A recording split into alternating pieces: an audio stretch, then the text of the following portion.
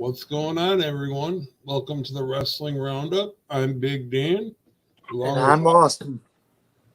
How you doing, Austin? Good. How are you, Dan? All right. We're here to talk some wrestling. Um, First, we got the we call weekly wrestling recap, where we start off with SmackDown from last week. We go to Raw, NXT, and then we do a little bit of AEW also. Just talk about all the results of what's happened on each show.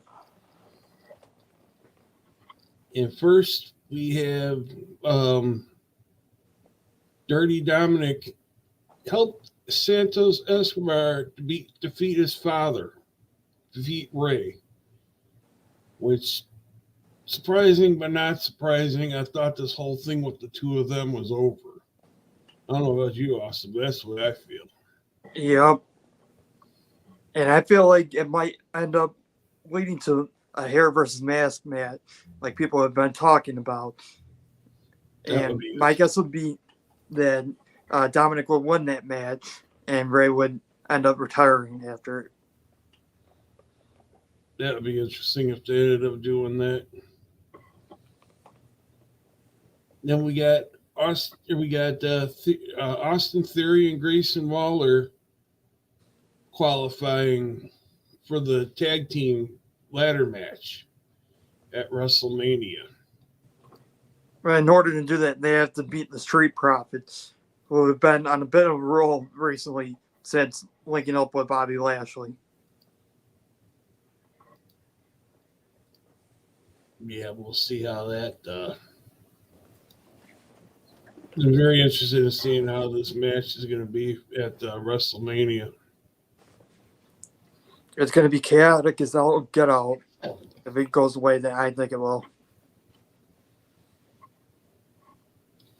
And you got Io Sky attacking Bayley and stealing a win from Naomi, which not surprised. We were just talking before we came on the air about possibly a 6-woman tag team match. Bianca Belair, Naomi, and Jade Cargill, maybe, possibly. Now that she's officially on the SmackDown roster, good way for her to get her feet wet and not have to do too much in the match. Then we have,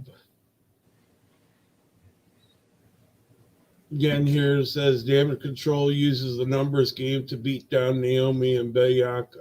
So it definitely looks like they might have 6 women, but they don't have much time to announce anything. Hopefully something tomorrow night, and that could be what Jade Cargill does with her making her official debut as a part of the SmackDown roster, the newest member.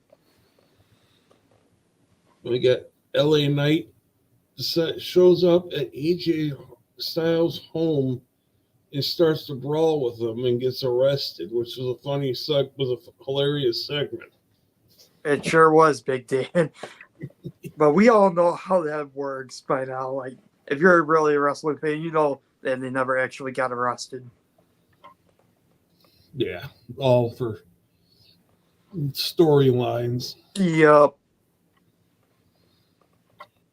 And we got the Street Profits run on to the WrestleMania match, move on. They defeated AOP. I'm a fan of both, so me too. It didn't matter. I mean, I've been an AOP fan since they wrestled years ago in WWE. Yeah, back when they were in NXT for a while, they dominated, and then came up to the main roster for a little bit before they got released. I was surprised that they ended up losing that match. I really had them pegged as the team that was moving on in that SmackDown tournament that they announced. Then we had, let's see, Cody and Roman Reigns face to face in the ring, where neither guy had to back up. that we thought. Main But thing we kind of did. we, We all know how Roman Reigns is. He's going to have his little lackey, Jimmy Uso, and Solo Sikoa lurking behind every corner. Anything to help him continue his title reign.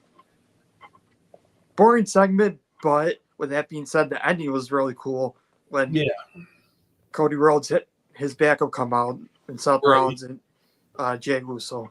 Mm-hmm. It's like you ain't gonna get after him. No, they're to back up his guy. Cody saw it coming. So that was basically the Raw recap or SmackDown recap from last week. The 2 tag team matches from last week with Street Profits and Grayson Waller and Austin Theory. Austin Theory winning leads up to this week. Qualifying match for the advancing to the WrestleMania match this week. Let me get this here. On to the Raw recap. Raw opened up with Cody coming out and doing a smack talk, talking in the ring.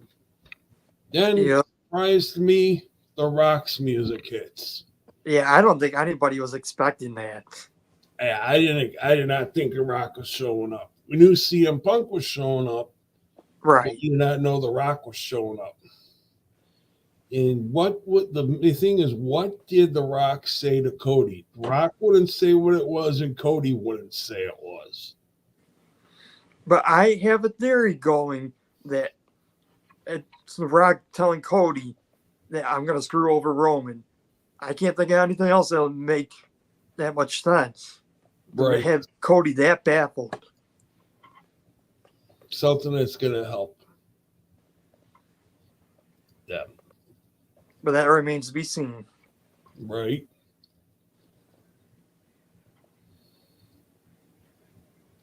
One second here.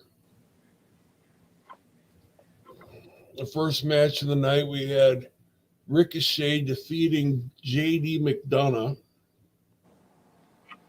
which was a good match. Good to see Ricochet again.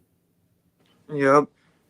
And as they were saying on Monday Night Raw, he's now 3-0 against the Judgment Day in singles competition. I feel like it's a travesty what they've done with JD McDonough since he came up to the main roster. They really turned him into a joke and a jobber. Right. They had a good thing going with him down in NXT, but for whatever reason, so far it hasn't transferred over to the main roster. Then we had CM Punk return to roar words with Seth and declared his intention on commentary for the World Heavyweight title match at WrestleMania. And I thought that was a tag team he was talking about. He was going to be the announcer. Because something tells me he might, if he's not, he very well could be the referee in that match. Yeah, that was definitely what I was thinking was a strong possibility for him. Good to see CM Punk back in his hometown of Chicago. He's always a big draw. Then there was Candice LeRae defeating Ivy Nile, which was all right. And Candice LeRae has really been showing why she's called the Poison Pixie as of late, going after Maxine Dupree, one of those scathing words talking about her dead brother, bringing him into it, and then attacking Katana Chance and injuring her leg in the process during the tag match against Carter and Chance. And we had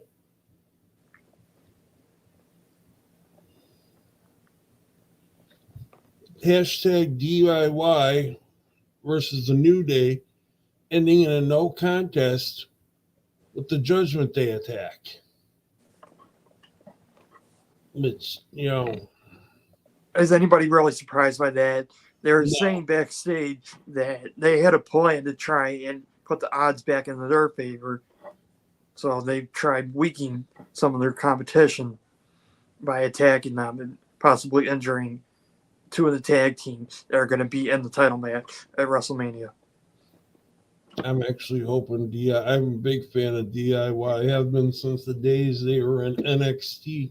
Yes, one of the best tag teams out there today. Then we had Andrade defeating Giovanni Vinci. Giovanni Vinci was put in there at the last second because With Ivar not being medically cleared to wrestle that week. It's good to see Andrade back. I believe that was his first match. Yes, that was his first match since he returned to WWE. Then we had Dirty Dom. Disruption allowed Becky Lynch to take down Rhea Ripley. We all knew it was eventually going to boil over between those two. And we're finally getting the physicality and their rivalry with each other.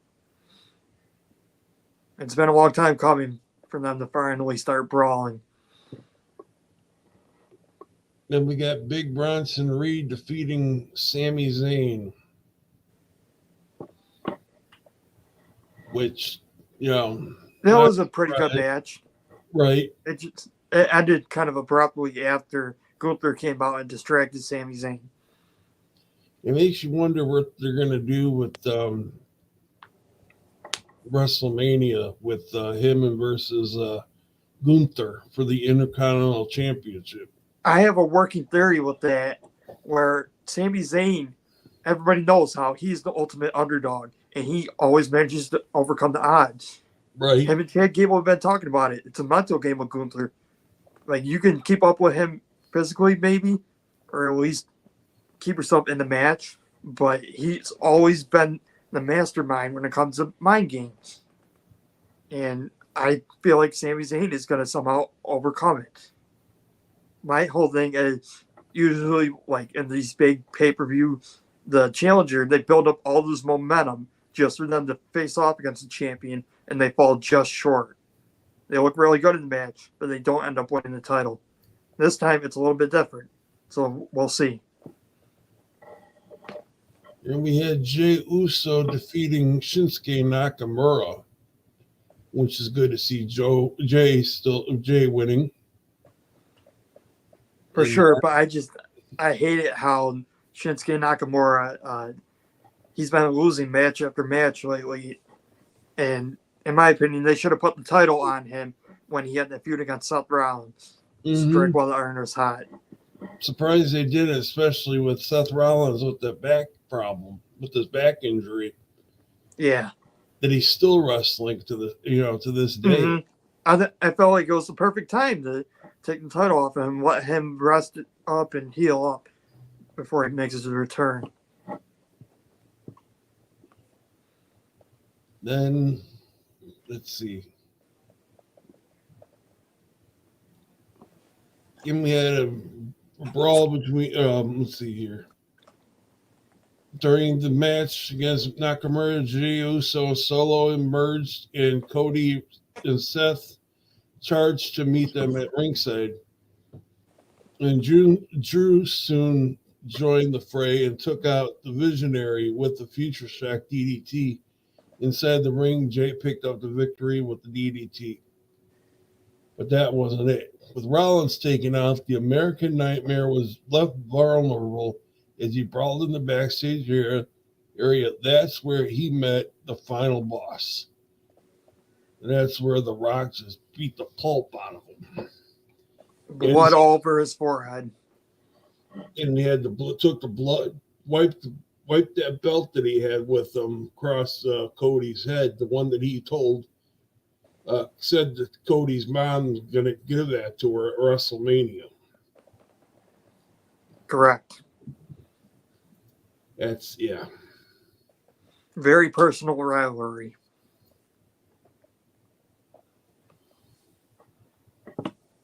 Let's see. What's up, Rock? What's up? Hey, Kim. Oh, okay. Let's see. Hope Cody wins and that The Rock betrays Roman. That's very well possibly can happen. That's what I've been thinking for like the last month or so. Getting excited because next Saturday and Sunday, looking forward to the main event on Saturday and the double main event on Sunday. It's going to be a hell of a WrestleMania weekend. Yeah, I'm a Street Profit and AOP fan, so hopefully Street Profits win this week in advance to the tag team match at WrestleMania.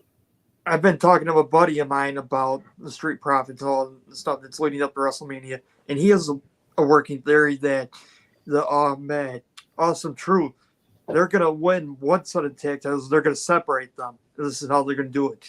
Our Truth is going to rip down the Raw tag belt, and he's going to forget about the SmackDown tag team title, and he feels like the Street Profits are going to take advantage of that, and they're going to grab those belts.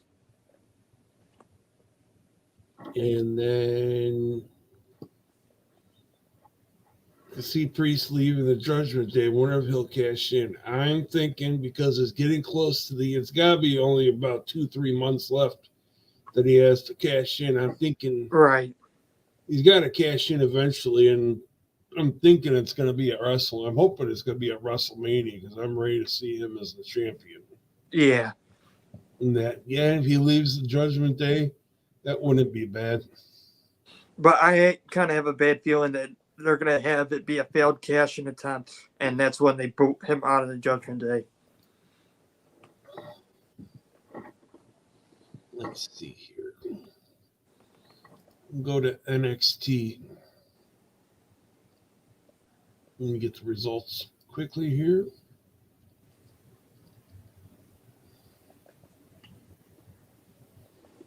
Dijak defeated Shawn Spears. I thought it was a pretty good match. Yeah, it was a pretty good match. NXT to me never fails. I mean, no. And I like how they still have what's his name? Joe Gacy still involved in sort of in rivalry with Dijak. But this time he ended up helping him out. We had Thea Hale defeated Jasmine Nix. Again, another good match between the two women's wrestlers. Thea Hale's going back to her roots, being with Chase U and being that spunky, energetic go-getter of a student in the university. And I believe that was Nix's TV debut match, they said, on Tuesday night. Then Natalia shows up on Tuesday, just defeated Lola Vice. That was a surprise to me. Yeah. I was expecting it to be... I'm sorry, go ahead. Notice a lot of the wrestlers are moving down to NXT to help out in NXT recently. I mean, now you got the Good Brothers are down there. You got... Baron Corbin went back down to NXT. Yeah, now he's the tag champ. Braun Breaker. Yeah. Which is, it's an interesting tag team, but I don't think it's going to last long. What being that Braun Breaker has been called up to the main roster, and he's now a SmackDown superstar, as well as being down in NXT for right now. Yeah, I can't wait till he gets up to SmackDown permanently. I feel like he already has the ed factor. He needs to maybe tweak his game just a little bit more, but he's ready. I definitely feel like he's ready. And we had Ilja Dragunov. Ilya. How do you say it? Ilya Dragunov. Ilya Dragunov defeated Channing Stacks Lorenzo in that, which was a good match. Again, it was a good match. Yeah, but it's no surprise that Ilya ended up winning. Right. When you're getting close to the pay-per-view, especially NXT's biggest pay-per-view, which is Stand and Deliver, it's going to happen on WrestleMania weekend. The champion is going to go over when he wrestles on TV. He or she wrestles on TV. Then we had Josh Briggs defeated Duke Hudson. And it was, thought it is a good one. I feel like Josh Briggs is being mentored by JBL. He seems to be Right. taking on his style of wrestling as that big brawler. And I believe his main finisher now might be somewhat like the clothesline from hell. I know it's definitely a big clothesline that he does. And then in the main event, we had Braun Breaker and Baron Corbin defeating the Alpha Academy. Otis and Akira Tozawa. That was a fun match to watch. It sparked a huge brawl to end the show. They were Tozawa and Otis were determined to punch their ticket to stand and deliver. Wasn't their night as Breaker broke Tozawa in half with a crushing spear. After the match, Nathan Frazier, Axiom, the Good Brothers, and the LWO came down to the Raw and brawled with each other. Which isn't much of a surprise. They like to try and build some hype for these matches by having stuff like that, having the tag teams brawl, all the tag teams that are involved in that match. Then the final show to talk about was AEW last night. I really didn't get to see it, but I'll. And you know me, right? I'm sorry.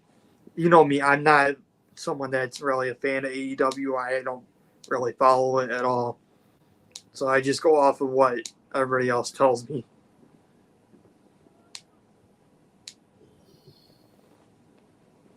From what I heard and read, it was a pretty good show. But yeah, I'm sorry I didn't get to watch it last night, so I'll have to come up with a video with it later or tomorrow, whatever, with the results after I read up on how the show, about the show and that. So No worries. I'm like, oops, when I looked at it. Oh, hold on. Next to talk about is we got Bray Wyatt documentary coming up this Monday on Peacock. This looks good. Yeah, it definitely does. If you're at all a fan of the WWE and Bray Wyatt, then I definitely would recommend you tuning into this. Yeah, they're saying that I read the Undertaker did the narrating for the thing, and I read Mike Rotunda, his father, commented saying that the WWE that he doesn't think that Bray was ready to be inducted this year. That's why he was not inducted into the Hall of Fame. Oh, okay, that would make sense. Because, just doesn't think the family would be ready to, it was only a few months ago that he passed away. Yeah, it's still a very fresh wound for all of them. And they really weren't, didn't think they'd be ready to see it. Right, they want to be up for it just yet. And that, so I'm very much looking forward to watching that on Monday. Probably watch it before Raw comes out. And I can really appreciate that they had the Undertaker narrating it, seeing as Bray Wyatt was supposed to be that new face of fear. He was supposed to be like the next Undertaker for WWE. Right. I thought we'd talk a little bit about the WWE Hall of Fame class of 2024. Congrats to the new Hall of Famers. That one had the one that the main, the main person going in this year was Paul Heyman. Very well deserved. Paulie Dangerously, very well deserved. And I understand why he's going in, because they are in Philadelphia. And aside from wrestling, obviously, in the ring, he's pretty much done it all for WWE. Right. He's booked for them. He's been a manager for a plethora of superstars and household names that have been in WWE or maybe still are. And he was an announcer for a while. Yep, he was an announcer. He was a general manager for a little bit too. Yep. In that. So congrats to Paul Heyman. Then we had Bull Nakano. Bull Nakano wrestled in the 90s in WWE. She wrestled Alundra Blaze at SummerSlam 1994 in Chicago. I got to see that match live, and it was definitely a good match. Congrats to Bull Nakano. Congrats to her. Then we got the U.S. Express, Barry Windham and Mike Rotunda, Ray's dad and Ray's uncle / godfather, and the one Bray was named after, Windham. Yes. And that. Congrats to them. Congrats. I didn't get to see them that much either. Yeah, that was definitely before my time. Yeah. I started watching wrestling in '87, and I don't think the thing was around the time when Money Incorporated, that Demolition and all them were wrestling is when I started. Oh, okay. Then the Muhammad Ali. Congrats to the great one. He if I remember right, he was the referee, I believe, in the main event at the original WrestleMania. Yeah, I believe that's what you told me before. And it also makes sense, seeing as they always have that one celebrity that gets inducted every year. Mm-hmm. Very well deserved celebrity induction. Then one I've never heard of before was Thunderbolt Patterson. Yeah, I've never heard of him either. And I was looking up some stuff on him. Let's see if I can find it quickly.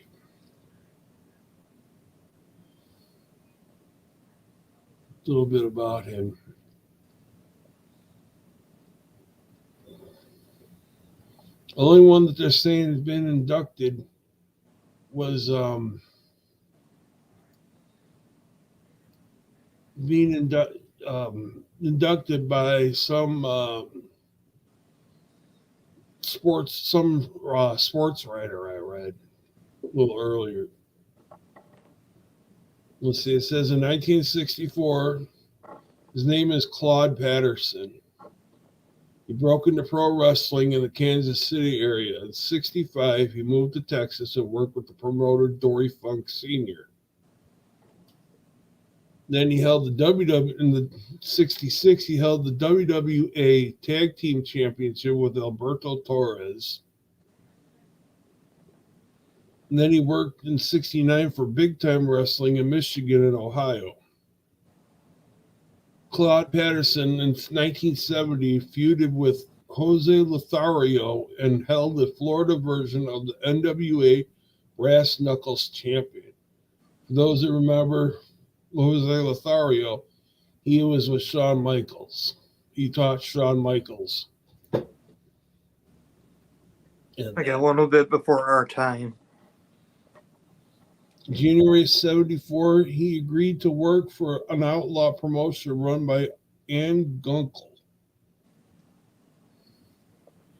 Then they moved to Big Time Wrestling in Detroit.